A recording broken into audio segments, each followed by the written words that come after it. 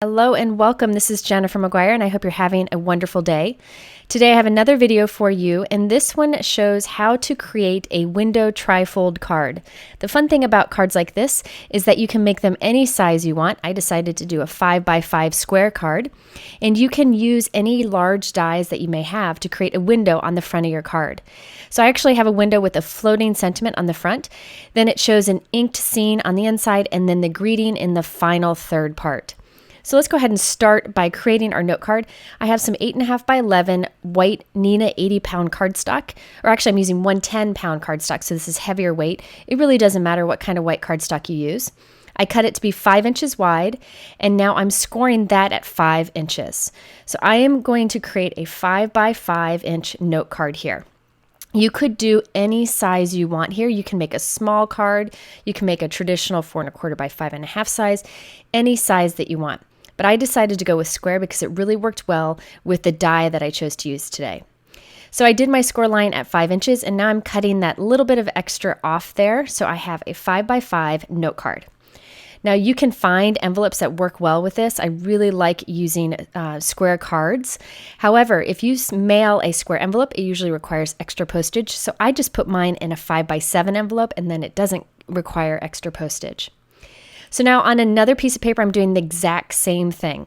So I'm cutting another piece to 5 inches wide, scored at 5 inches. I'm going to go ahead and crease that really well and then cut the excess off. So I end up with a second card that is 5 by 5. Now, if you have 2 note cards, you could just use 2 note cards to do this. I just had to create my 2 note cards first. Now on this second one, I'm going to cut a majority of one of the sides off so that there's just a little flap. I want about a 1-inch flap on this. This is what we will glue to the back of the other card, creating the trifold. So if you have 2 regular note cards, you can just trim some off of one of them and create a trifold with those. So that little flap will get stuck to the back of this one and we end up with a trifold. I'm not going to assemble it now because it's easier to do the other steps first, so we'll assemble it later on. Now it's time to create the window on the front of our card. So I'm taking the 5 by 5 note card that I created that I didn't trim down, and I am die cutting this Sky Snowfall die from Simon Says Stamp towards the top center of the front of the note card. Now after I run this through my die cut machine, this die cuts beautifully. We get this great window in the front of our card, and we're going to take the positive piece with all the snowfall, and we're going to ink that up to glue on the inside of the card. So I'm going to set the card aside and just take this positive piece to ink up. I also used a circle die to die cut a circle from masking paper. It's about 2 3/4 wide, and I'm going to put this down towards the bottom of this piece to kind of act like a moon. So I'm masking off an area where I would have where I want the moon to be. Okay, so now it's time to create an inked night sky. You could do this however you want. You could use a wash of watercolor, you could use mists, anything. I always find the best night sky is done by using distress inks and an ink blending tool. I usually start with Chipped Sapphire. It's a good navy night sky color. I'm putting that on heavily towards the top of this piece and then a little bit lighter towards the bottom of the piece where the trees are. Now I'm not taking much care to blend this because we're going to put more color on top. This is just kind of my foundation. Now after putting this down, you can put any colors you want. Sometimes people use warm colors in their skies. You could do anything you want. I decided to go with a purple and a blue. So on top of that Chipped Sapphire, I'm going to very heavily apply this Seedless Preserves. It's kind of like a berry purple color towards the top of the piece, so the highest part of the sky. And I'm putting down that pretty heavily so that you don't see any white through that. Then towards the bottom of this piece, I'm going in with the Blueprint Sketch ink. This is a bright royal blue. It's a very bright color. I'm addicted to this color. It's my new favorite. However, since we put Chipped Sapphire down first, it kind of tones it down and makes it perfect for this night sky coloring. I put all of this ink down heavily except towards the bottom where the bottom of the trees are. I kept that a little bit lighter. I think it gives it a little bit of definition. Now I can carefully remove that mask and you can see the perfect white behind it. Now I really didn't think that moon should be perfectly white, so I'm going to take the negative space of that masking paper piece and I'm going to put that around the moon so that we can apply ink just to the moon itself. Now you could do a variety of colors here. I decided to come in with the new Hickory Smoke ink. This is kind of like a cool gray color that's beautiful and just perfect for the moon color. Also, I'm going to spray like a pearly mist over this. And when you spray that on that hickory smoke, it is just beautiful. So I was careful to mask everything off. I wanted to make sure I didn't get any of this gray on that blue background. And I'm just lightly applying some of the hickory smoke ink. And I'm applying it more towards the mask and pulling the color towards the cardstock so that I don't end up with harsh lines from the inking tool. So there you can see the moon that I have. But I wanted to add that shimmer, that mist that I told you about. So I'm putting that mask back on. I took the mask off to make sure I liked the coloring, making sure that I cover up all of my inked area. And I'm just going to apply a few mists of this W+9 shimmer mist. Now you could use like a perfect pearl mist. You could use your own mist that you create by adding perfect pearls to water or whatever shimmer mist you have. I really like this W+9 shimmer mist. It's really pretty. I usually spray a few squirts onto an acrylic block to make sure that it comes out nice in a nice fine mist. And then I spray it overhead from about a foot or two above onto my piece, and it gives a nice shimmer to that moon. Okay, after I remove my mask, I'm just using a paper piercer to poke out all of those little snowflakes or stars that the die cut pokes through that paper for me. Now it's time to create the window for the front of our card, and we're going to heat emboss that sentiment on it. I'm using a product for this that allows you to add heat to emboss that. This is the Judikins Embossable Window. You can try other acetates you might have, but most of them will warp when you apply heat, so I really like this product. I have also die cut another piece of white cardstock with that same snowfall die, and I cut it down to be slightly smaller than our note card. So I trimmed it down a little bit smaller than 5 inches by 5 inches. I also cut my embossable window piece to be a little bit smaller than 5 by 5 also. Okay, so now I'm just going to take a little bit of tape to tape this acetate onto the back of this window piece. This is so I can know exactly where to stamp my greeting on that window. So I'm just temporarily taping it on there. By the way, I'm working on the green cardstock so you can see all these white pieces against my background.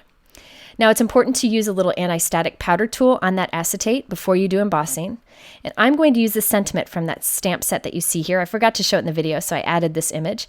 I'm going to heat emboss that onto the acetate. So I'm inking it up with Versamark ink, and I'm going to stamp this onto the acetate very carefully, being sure to not move when I do this. I'm looking through the acetate to the grid in my background, my work surface, to make sure that I stamp it straight. And then I'm going to go ahead and remove the frame, which I was just using to help me line up where to stamp.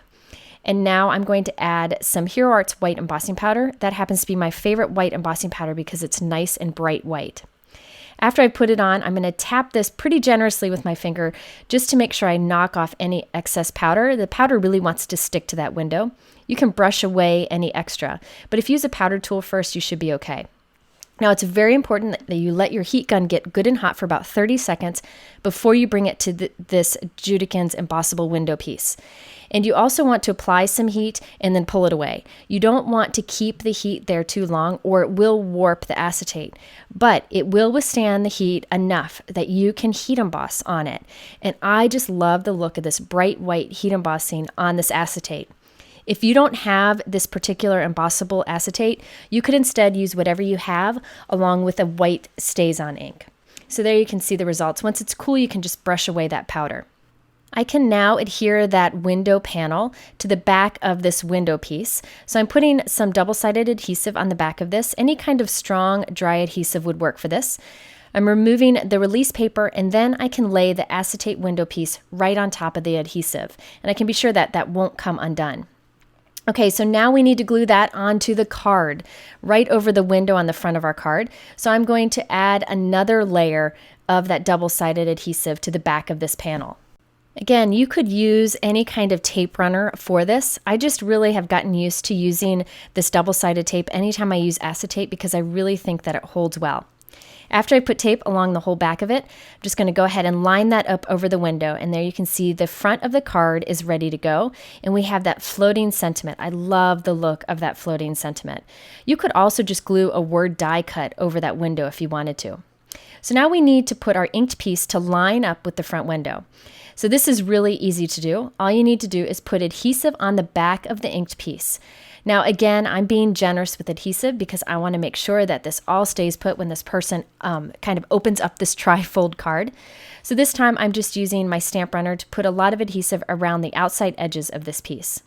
Now to make sure it's lined up, this is my trick to line something up behind a window. I open up the card and I lay it down into the window. So I'm laying it right where I want it to line up. The adhesive is face up. And then I just take my card and close it right onto it. Now when I open it up, it'll be perfectly positioned. So I just can open it up and there we go. It's right there on the inside, lined up perfectly with the window. Very easy to do. You could do a trifold card design with any kind of die cut window on the front. Okay, so now it's time for the inside, that third part of the card. I can write my message in there, but I also thought I would go ahead and stamp a sentiment from that same stamp set so that it matches the sentiment we have on the outside. I'm stamping it with a blue-violet ink from Simon Says Stamp to match the night sky that we created. And there we have all of our inking and stamping done. Now we just need to add a few embellishments. You could totally skip this if you wanted to. But whenever I have an acetate window, I love to put gems on them or sequins because it looks like they're floating when you open the card. So I'm just adding a few Hero Arts gems here and there. Not many. I think I only added like 7 of them. And I lined them up with some of the stars or the snowflakes behind it. To save time, you could instead put little drops of stickles on the front of that acetate. But there you can see the little floating gems, and I really think that's kind of fun. Now for the inside, I felt like all those little white stars or all those white snowflakes were a little distracting from the white greeting on the acetate window. So I'm going in with my silver stickles and I'm squirting a tiny little drop of it into each of these little star holes or these little snowflake holes. Just putting a tiny little bit in there so that they all have a silver sparkle instead. You could have instead put a silver paper, like silver glitter paper behind it, or used a silver gel pen. But I'm telling you, when those stickles dry, it's just beautiful. And it's kind of smooth because they're set into those die cut holes. So it has a nice smooth surface. So that wraps up this card. I hope this inspires you to try creating a window trifold card. You can create it any size that you want, whatever size works best for the window die that you may have. Now remember, I also did a video today that shows all the new products from Simon Says Stamp in this release. So I used a few of them here, but the video gives a closer look at it, and I will link to that below. You can also find the products that I talk about in the YouTube description below, or you can go to my blog at jennifermcguireinc.com where I have a lot more information. I appreciate you watching as always, and I hope you'll return again soon.